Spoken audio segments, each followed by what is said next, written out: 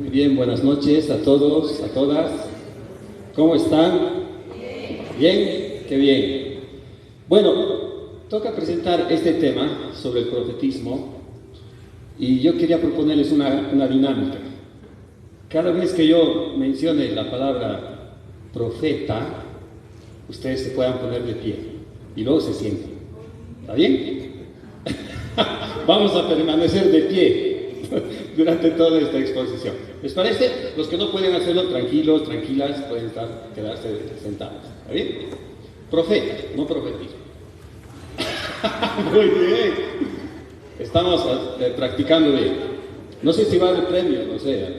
Podríamos sugerir un premio a los que lo hagan bien, ¿no? Quiero comenzar con una idea muy importante sobre el tema del profetismo. El profetismo es un concepto teológico, eclesial, que está presente en la experiencia de la Iglesia latinoamericana desde el inicio. Podríamos decir, en otras palabras, que nuestra Iglesia latinoamericana es una iglesia profética, nace del profetismo. No podemos definir a nuestra iglesia sin hacer referencia al profetismo, por un lado. Por otro lado, voy a explicar luego qué quiere decir esto del profetismo, para aclarar más. Por otro lado, hace muy poco tiempo, digo muy poco porque son más de 50 años atrás, pero diríamos poco en tiempos eclesiales. Hace muy poco tiempo hemos llegado a la conciencia cada vez más clara de que nuestra identidad cristiana, identidad católica, es constitutivamente una identidad misionera. Somos misioneros desde el bautismo. El padre Juan Gorski solía decir, la misión no es para especialistas, es para todos. Todos, todas somos misioneros, todos, todas somos misioneros. Es decir, la identidad misionera es constitutiva de nuestra identidad católica, cristiana. Entonces, por alguna razón, una idea global, el profetismo y la misión se relacionan siempre. O es decir, cada vez que hablamos de misión, siempre hacemos referencia al profetismo. El profetismo es parte de la vida, de la actividad misionera. A veces, en grupos de laicos, en grupos parroquiales, solemos confundir un poco, pero obviamente esto no es culpa de nadie, entre los conceptos de evangelizar y misión, o evangelización y misión, ¿no? Y entonces, claro, uno dice, ¿qué diferencia hay entre evangelizar y ser misionero, ser misionera, ¿no? A mí me gusta definirlo, diferenciarlo a partir de dos expresiones, ¿no?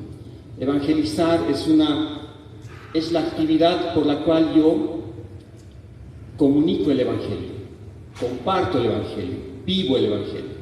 Eso es evangelizar, que tiene que ver con los contenidos de mi fe, los contenidos de nuestra fe. Y la misión siempre hace referencia a el cómo comunico, el dónde comunico y el a quiénes comunico.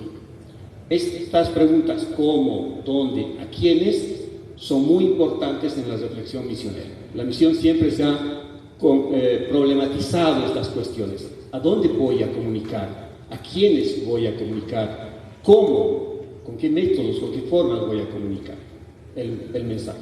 Entonces, podríamos decir que para no complejizarnos tanto con el tema de la evangelización y la misión, diríamos que la misión y la evangelización se complementan a partir de una sola actividad.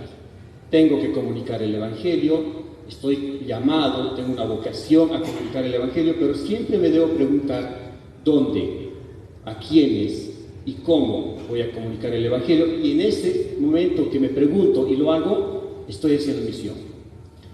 Podemos pasar, por favor. Yo quisiera, como a manera de inspiración, recuperar un texto del cardenal Carlo María Martín. No sé si ustedes han escuchado del cardenal, pero un gran profeta, podríamos decir. ya falleció. Él escribió este textito sobre el profeta Samuel. Y bueno, es una meditación muy larga que recupera dos cualidades que a mí me llamaron la atención cuando leí esto, del profeta Samuel.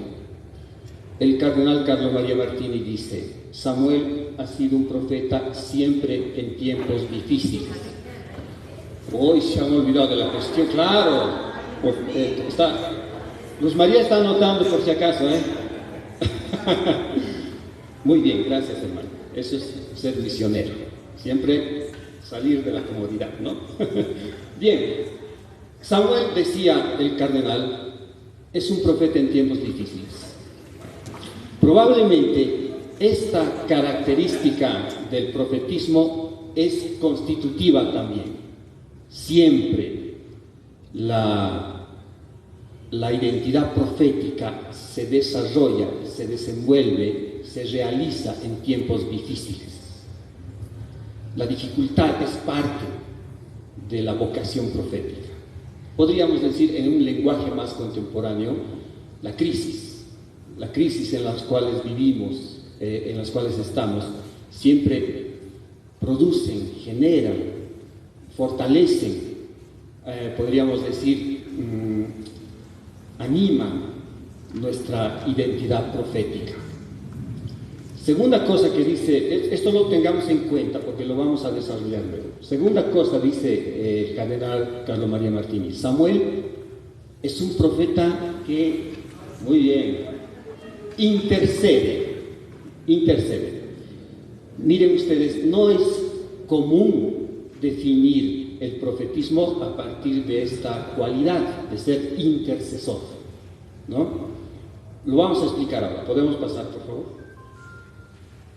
La identidad profética se puede diferenciar, se puede aclarar, definir a partir de estas tres cualidades, ¿no? El profeta siempre es el que anuncia. Decimos siempre eso, ¿no? Anunciar. Y es importante, fundamental, lo repite el Quinto CAM en sus documentos conclusivos. En la reflexión misionera siempre se ha dicho esto, que el profeta es alguien cercano a Dios, alguien que habla con Dios, alguien que escucha la voz de Dios, alguien que habla las palabras de Dios. Eso es un profeta, en primer lugar, ¿no? Y no hay que olvidarse de esto. Un profeta no puede ser alguien lejos de Dios, ¿no? Alejado de Dios. Algunos les van a dar un estirón de las piernas. Bien, segunda cosa. Además, y esto lo tenemos muy claramente a partir de los estudios bíblicos, pero yo digo sobre todo a partir de la experiencia eclesial. El profeta denuncia. Anuncia, dijimos al principio, denuncia también. Es alguien que interpreta la realidad en la que vive y a partir de su interpretación de la realidad se conmueve con esa realidad, especialmente aquellas o sobre aquellas situaciones que generan injusticias. Entonces, constitutivo de la identidad profética es denunciar. Y aquí viene el tercer elemento que normalmente no está en la definición de la profecía o del profeta y que lo incorpora el cardenal Carlo María Martini, que es interceder. Podríamos decir, interceder quiere decir orar por alguien, pedir por alguien, reclamar por alguien. Pero en este caso, interceder también quiere decir, según el cardenal Carlo María Martini, interpelar a alguien para que cambie su manera de ver las cosas. En este caso, el profeta puede interpelar a Dios. El profeta puede interpelar a Dios.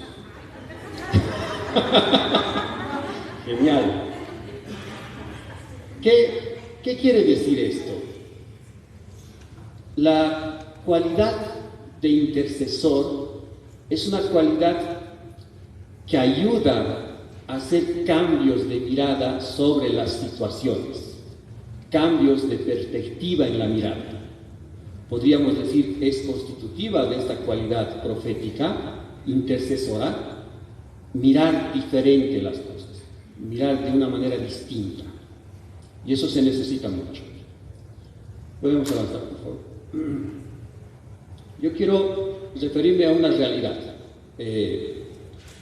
que es posterior a la realización del quinto camp el año 2018, en julio, en Santa Cruz, ¿no? Hemos tenido esta experiencia muy grave de la pandemia, y miren ustedes este dato que nos proporciona una ONG internacional, se llama Oxfam, que trabaja para promover sociedades con igualdad y luchar contra la extrema pobreza y la pobreza. En este documento de Oxfam dice lo siguiente: desde el inicio de la pandemia, el año 99 a finales, especialmente el año 2019 y el año 2000, dice 573 personas se han convertido en millonarias en el mundo, es decir, una persona millonaria cada 30 horas. Ha crecido la cantidad de millonarios en algún sentido. La pregunta de Oxfam es ¿por qué en una situación tan crítica había gente que se hacía cada vez más rica? En contraposición a aquello, entre el 2020 y el 2022, habían personas que caían en pobreza. Según Oxfam, en América Latina hemos retrocedido 15 años de lucha contra la pobreza producto de la pandemia. O es decir, el padre Gregorio Iriarte, algunos habrán escuchado hablar de él, solía siempre decir: la brecha entre ricos y pobres cada vez se acrecentaba más, ¿no? Y con la pandemia se ha acrecentado mucho más. Esta es una realidad que nos dice algo muy importante. La pandemia ha dejado de ser un problema médico. La pandemia ha dejado de ser una emergencia médica y se ha convertido en un problema social, en una emergencia social. O es decir, las consecuencias de una emergencia médica como la pandemia han ido al campo social. Mucha gente ha vivido en situaciones de violencia durante el encierro, mucha gente ha vivido en situaciones de hambre durante el encierro, muchos han perdido sus trabajos posterior al encierro, etc. O es decir, la crisis social se ha acrecentado cada vez más. Podríamos decir, este tipo de realidades son las que producen y generan una relación entre misión y profetismo, ¿sí? Realidades críticas, crudas, difíciles, como dice sobre el profeta Samuel. Pasamos. ¿Qué quiere decir profetas que interceden? Hay un concepto del Papa Francisco sobre la misión, y él habla sobre la misionariedad. Está en el documento del quinto camp también. Y la misionariedad es como ponerle actividad al concepto misión. Dice él, la misionariedad es poner en acto la misión, es desarrollar la actividad misionera. Todo bautizado es misionero, y un misionero que no está en acto, que no está en actividad, no es misionero, ¿no? Entonces, esto revitaliza, dice el texto, el número 4 del documento: una iglesia que rompe sus fronteras, amplía los límites personales y geográficos de la fe y se orienta hacia el mundo entero y hacia sus múltiples periferias.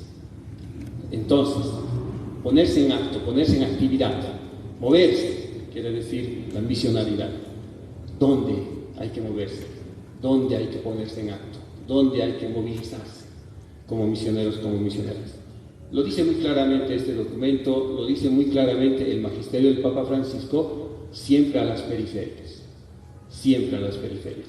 Las periferias ya no es un concepto sociológico nada más, es un concepto teológico, porque hace referencia, por un lado, a realidades geográficas, que todavía son importantes, se necesitan movernos hacia realidades geográficas, las periferias de una ciudad, las periferias de un pueblo, las periferias de un país, geográficamente hablando, pero también las periferias hacen referencia a una realidad existencial.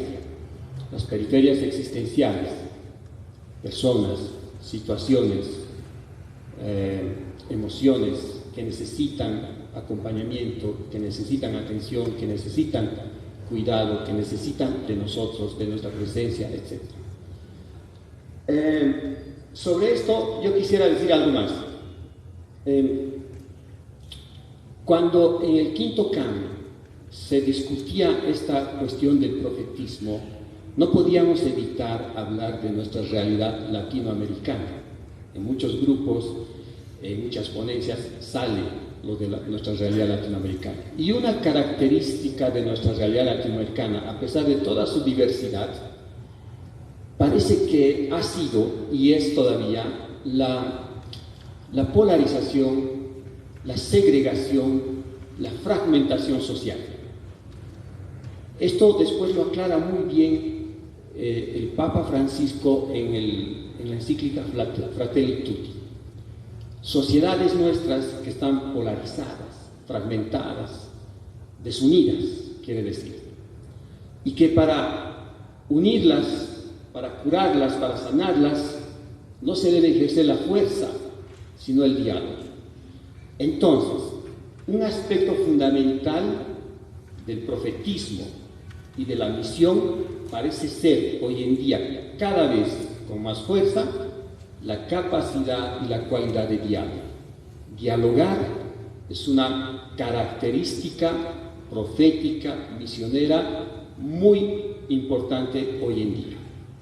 El diálogo, dice el Papa Francisco, no es solo intercambio de ideas o intercambio de opiniones. Es la capacidad y la posibilidad de entre diferentes llegar a ciertos acuerdos, a ciertos consensos y llegar a una fraternal convivencia. Sororal fraternal, podríamos decir, convivencia, ¿no? Es decir, en los aspectos proféticos no podemos evitar hablar de diálogo. Y a mí me hace recuerdo un texto de un famoso teólogo misionólogo que habla de la misión. La misión siempre es diálogo profético, ¿no?